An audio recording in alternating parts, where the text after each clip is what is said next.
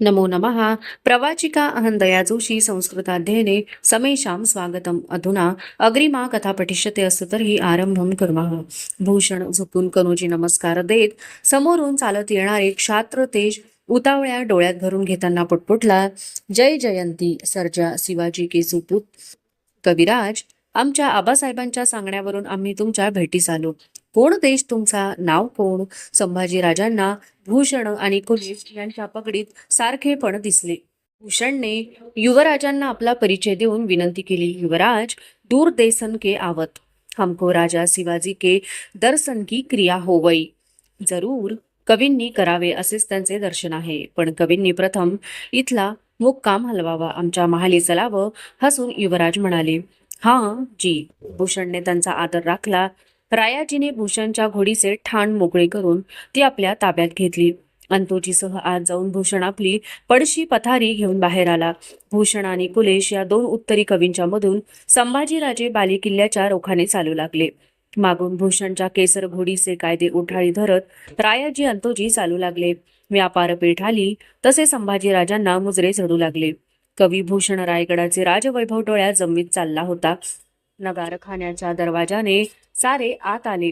एवढ्या उंचीवर फव्वारती कारंजी बघताना भूषण अचंब्याने क्षणभर रेंगाळला. सजावटले आलेल्या दरबारी चौकभर त्यांची नजर फिरली. आपल्या महाली प्रवेशताना संभाजीराजांनी आदराने भूषणचा हात आपल्या हाती घेतला आणि यादव नामाजी या खिदमतगाराला काही आज्ञा खुणावली. मध्यभागीच्या बैठकीवर त्यांनी भूषणला आपल्या शेजारी बसवून घेतले. कुलेश महादेव पंत भिंतीजवळ अदब धरून उभे राहिले. रायाजी अंतोजीने भूषणची पडशी पथारी आतील दालनात नेली. यादव चांदीच्या तपकात मांडलेले केशरी दुधाचे चंदेरी प्याले घेऊन पेश आला. त्यातील एक प्याला उचलून भूषणच्या समोर धरून संभाजीराजे म्हणाले, घ्या. हां जी. आतिथ्याने भरून आलेला कवी भूषण म्हणाला, आम्हास काव्याचा छंद आहे. कवी भेटले की बाणगंगेत स्नान झाल्यासारखे वाटते आम्हाला. दुधाचा घोट घेऊन संभाजीराजे म्हणाले, हां जी. भूषण मनोमन एका बाबीचा ताळा बांधित होता. ये शिवाजी के सपूत है तो साक्षात शिवाजी कैसे होंगे? कविराज, तुमची बोली कोणची? जी, व्रज बोली है हमारी. आज्ञा हो तो इसकी कुछ खुमार पेश करेंगे. जरूर जरूर, आमचे कान धन्य होतील. युवराज हसून म्हणाले. काहीतरी पाहिजे असल्यासारखी भूषणची नजर महालभर भिरभिरली. दालनात जाणाऱ्या दरवाजावर खिळली. काय झाले कविराज? काय शोधता? क्षणभर कवी घोटाळला. मग हलक्या आवाजात म्हणाला, हमारी दिमडी अंदर गई. संभाजीराजांनी ते ऐकून रायाजीला नजर दिली. रायाजी आतल्या दालनात गेला. भूषणची पडशी घेऊन पुन्हा पेश आला. बैठकीवरून उतरून भूषणने पडशीतील दिमडी शेला घेतला. बैठक महालाच्या मध्यभागी येत त्याने शेल्याने कमर कसली. संभाजीराजांना दरबारी थाटाचा मुजरा दिला. डोळे मिटून दिमडीवर 2-3 लयदार थापा दिल्या. अंगी वीज उतरल्यासारखा भूषणाचा आवाज पलटी घेऊन शाहिरी झाला. सर्जा शिवाजी के सपूत, युवराज शंभूराजे सुनिये सर्जा की कीरत. भूषणने तिमडीच्या फडफडीने बैठक महाल थरकवून सोडला. डोळे मिटून त्याने जयंती जगदंबेचे मंगल स्तवन धरले. जय जयंती, जय आदि सकती, जय काली कपर्दिनी, जय मधुकैठ बचलनी देवी, जय महिष बिमर्दिनी. कवी भूषण स्तवनाच्या तालाबरोबर जयंतीच्या दरबारात पोहोचला. त्याचे वीज पिऊन आलेले कडकडीत ब्रजबोल तोफांची भांडी फुटावीत तसे फुटू लागले. वा कविराज, धन्य धन्य आहे तुमची. आम्हा समर्थांची आठवण दिली. हात उठवून भूषणला मोकळी दाद देताना संभाजीराजांच्या मनात समर्थांचे श्लोक फिरले. निश्चयाचा महामेरू, बहुत जनाचा आधारू, अखंड स्थितीचा निर्धारू, श्रीमंत योगी. बराच वेळ दिमडीच्या तालबद्ध थडथडीवर कवी भूषणाने आपल्या शेलक्या बांधण्या संभाजीराजांना ऐकविल्या. त्यांच्या नाचत्या पोतासारख्या शब्दरचना ऐकून मोहरून उठलेल्या संभाजीराजांनी बैठक सोडली. भूषण जवळ जात आपल्या गळ्यातील मोतीकंठा त्याच्या गळ्यात चढवीत ते म्हणाले, कविराज, तुमचा एक एक बोल उंजळीनं मोती उधळावेत असा आहे. आम्ही खुशनिहाल झालो. नागफण्यासारखी आहे तुमची रचना. मुतालिक कवींचा इतमाम राखा. संभाजीराजांनी महादेवांना समज दिली. कुलेश आणि महादेव पंत भूषणना घेऊन गेले. संभाजीराजांच्या मनात भूषणचा एक शब्द निवळीसारखा फिरत राहिला, सर्जा सर्जा. चला पूजेचा पेहराव घेऊन सिद्ध झालेल्या संभाजीराजांना राजे म्हणाले. शेजारी उभ्या असलेल्या रामराजांच्या खांद्यावर युवराजांनी हात ठेवला. परातीत शिजला भात घेऊन प्रभाकर भट आणि अनंत भट यांनी तो उभ्या रायगडाच्या घेराभोवत्याने शिवरून अशुच शांतीचा विधी पार पाडला होता. राज्याभिषेकाच्या प्राथमिक विधीला आज सुरुवात होणार होती. मुंगी राशीने माणूस गडावर दाटले होते.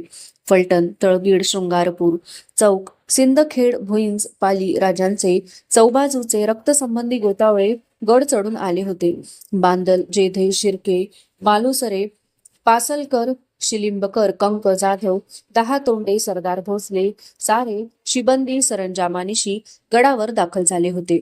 कोपीकरांचा मुंबई दरबारचा वकील हेनरी ऑक्झेंडरही गड चढून आला होता. जागा मिळेल तिथे डेरे, राहुट्या, शामियाने, चांदण्या तणावांच्या आधाराने उठल्या होत्या. तोरणे बांधलेला नगारखाना, बहा दरवाजा, बालेकिल्ला अंबावतीच्या आरासींनी नटला होता. ठिकठिकाणी झाडांच्या घेरांखाली जांभळीचे थाळे टाकलेले मुदबाकी मंडप उठले होते. त्यात रचलेल्या चूलवणांवर चढलेल्या हंड्यांखाली धुराचे लोळ उसळून वर झेपावत होते. त्यांच्या घाई गर्दीतून नगारखान्यावरून उठलेला चौघडा नौबतीचा डंका मुश्किलीने वाट काढत गडभर पसरला होता. त्याचा माग घेत सनयांचे चपळ सूर सारीकडे पसरले होते. नगारखान्याच्या निशाणकाठीवर नेहमीपेक्षा केवढा तरी मोठा दिसणारा भगवा वरच्या निळ्याशार मावळी आभाळाचा डफ करून त्यावर फडफडती थाप देत होता. गडावरच्या मंदिरांवरची छोटेखानी तिकोनी भगवी निशाणे माना डोलवून त्याची झील धरून होती. हुजुराती पागेतील घोड्यांच्या आघाडीच्या उजव्या पायात चांदीचे तोडे भरून त्यांच्या पाठीवर नक्षीदार लोंब त्या झुली चढवल्या होत्या. उठती धूळ शांत व्हावी म्हणून पखालीवाले रस्त्यावरून पखालीतून पाण्याचा शिडकारा करीत होते. गंगा, सिंधू, यमुना आदी सप्त नद्यांचे तसेच पूर्व, पश्चिम आणि दक्षिण सागरांचे पवित्र अभिषेक जल आबदारखान्यातील चौरंगावर आणि सुवर्णाच्या मृत्तिकांच्या कलशात भरून ठेवले होते. रामराजे, युवराज, संभाजीराजे आणि गागा भट्ट यांच्यासह पूजेची वस्त्रे ल्यालेले राजे आपल्या महालातून बाहेर पडले. त्यांच्या पाठीशी अष्टप्रधान येसाजी, कंक, आनंदराव, फिरंगोजी, पिलाजी शिर्के, रूपाजी, सर्जेराव असे आघाडीचे सरदार चालू लागले. कवी भूषण, कुलेश, परमानंद, निश्चलपुरी चालू लागले. गोमाजी, खंडोजी, रायाजी, अंतोजी यांचे मावळे इमान चालू लागले. श्रींच्या कल्याणकारी राज्याचे भाग्य चालू लागले. जिजाऊंचा आशीर्वाद घेऊन सारे रामजी दत्तोच्या रत्नशाळेतील ओतकामाच्या कारखान्यात आले. सुवासिनी आणि कुणबीदासी पाठीशी घेत सोयराबाई आल्या.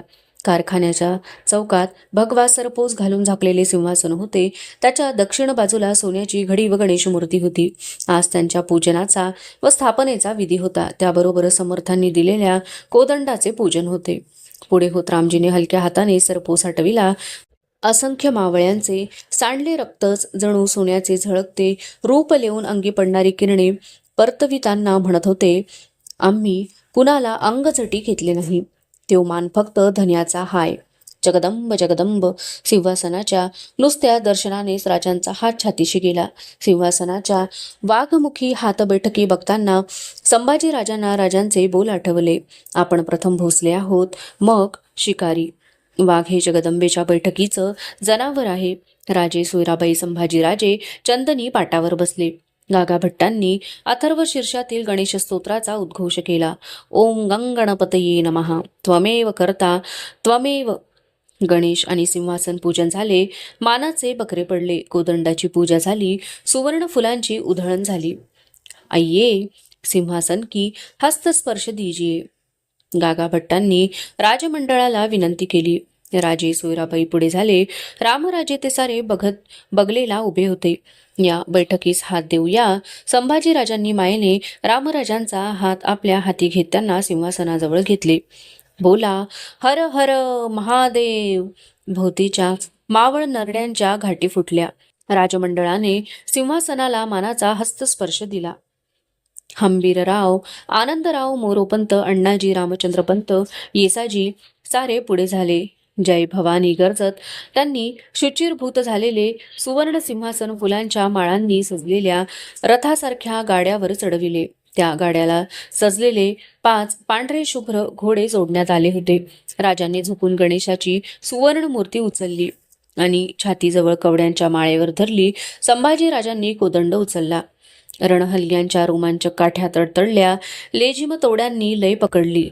छळ खणखण छळ छळ उखळी. बंदुकांचे बार दणाणले. शिस्त धरलेल्या हुजराती फौजेच्या धारकऱ्यांच्या हातातील पाती उन्हात झगमगू लागली. गुलालाच्या मुठी उधळल्या. फुलांच्या उंजळी उसळल्या. शिंगे ललकारली. चालले मानाचे सिंहासन मराठ्यांच्या मसनदीकडे मरातबाने चालले. रत्नशाळेतून दरबारी चौकाकडे चालले. जिजाऊंनी मनी जागविलेले तुळजाई स्वप्न जिवंत होऊन चालू लागले. जंग मैदानावर घाई गर्दी करून धारातीर्थी देह ठेवताना राजासनी आमचा जुहार दंडवत सांगा म्हणणाऱ्या कैक आकाशवीरांचे सार्थक चालले. समर्थांचे आनंद वनभुवन चालले. असंख्य मायमाऊलींचे कुंकुबळ चालले. हिंदूंच्या शतकानुशतके गाडल्या गेलेल्या आशांचे ऐरावती बळ चालले. श्रींचे कल्याणकारी राज्य चालले.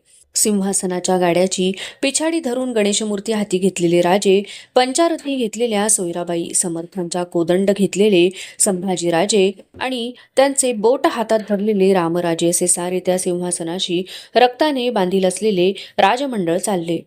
अवशिष्टा कथा अग्रिमे भागे पठिष्यते. अस्तु तर्हि पुनर्मिलामः. तावन् मंगलं भूयात् शुभं भूयात्. नमो नमः. धन्यवादाः.